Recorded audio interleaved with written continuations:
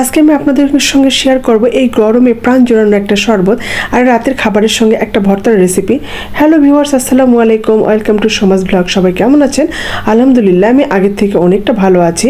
তো গরমে তো কম বেশি প্রতিদিন প্রায় তরমুজ খাওয়া পড়ছেই, তো ভাবলাম যে আজকে তরমুজ ওইভাবে না খায় একটু যদি শরবত বানাই তো মন্দ হয় না। তো এখানে আমি অল্প পরিমাণে কিছু তরমুজ আপনারা যতটুকু খেতে চান ঠিক সেই পরিমাণে কেটে নেবেন।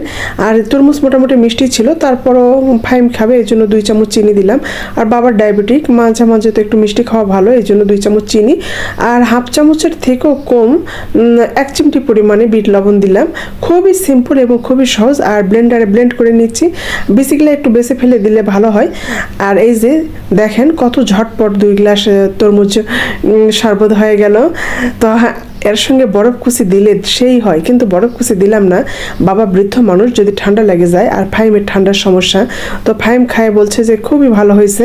আর এই যে বাবাও খুব মজা করে খাচ্ছে। তো চলেন এখন ভর্তার রেসিপিটা আপনাদের সঙ্গে শেয়ার করি। এই যে দেখেন, এই দুর্মূল্যের বাজারে কোনো কিছু ফেলে নষ্ট করার দরকার আছে? আমি তো কোনো কিছুই ফেলতে চাই না এবং সেটা কাজে লাগানোর চেষ্টা করি। তো আজকে পটল দিয়ে মুরগির মাংসের ঝোল করছি। তো পটলের খোসাগুলো কি করব? ফেলে দেব না, কখনোই না। পটলের খোসা আর আলুর খোসা, কাঁচামরিচ, একটু হলুদ, সরিষার তেল আর লবণ আর সামান্য একটু সয়াবিন তেল দিয়ে এখন সিদ্ধ করতে দেব অল্প পরিমাণে পানি দিয়ে। এই ভর্তাটা খেতে এতই মজা, একবার খায় দেখবেন, বলবেন যে আপু একটা রেসিপি দিছিল, মাশাল্লাহ। তো এই যে দেখেন সিদ্ধ হয়ে গেছে।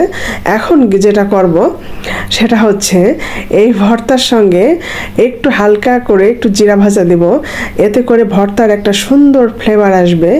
আর দিব কিছু পেঁয়াজ কুচি, একটু হালকা করে ভাজে নেব। আর রসুন কুচিও দিলে খুবই ভালো লাগে।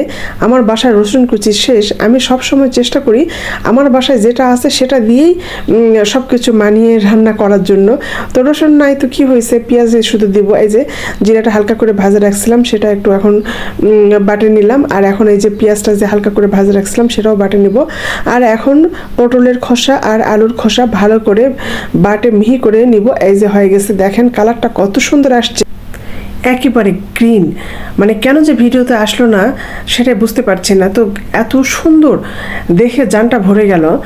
আর এই যে কাঁচামরিচের একটা ফ্লেভার, জিরার ফ্লেভার আর পেঁয়াজ যে ভাজে দিয়েছিলাম তার একটা মিষ্টি স্বাদ আর কাঁচা সরষের তেলে একটা ঝাঁঝালো গন্ধ, সেই মন মাতানো খাবার। বসে কোথায় যেন হারিয়ে গেলাম। আর এত ভালো লাগছিল খেতে, মনটা বারবারই বলে উঠছিল যে এত স্বাদ কে। তো আশা করছি ভিডিওটি আপনাদের ভালো লাগবে আর লাইক দিতে ভুলবেন না। আপনাদের ভালোবাসায় আমি ধন্য, সব আপু ভাইয়ারা।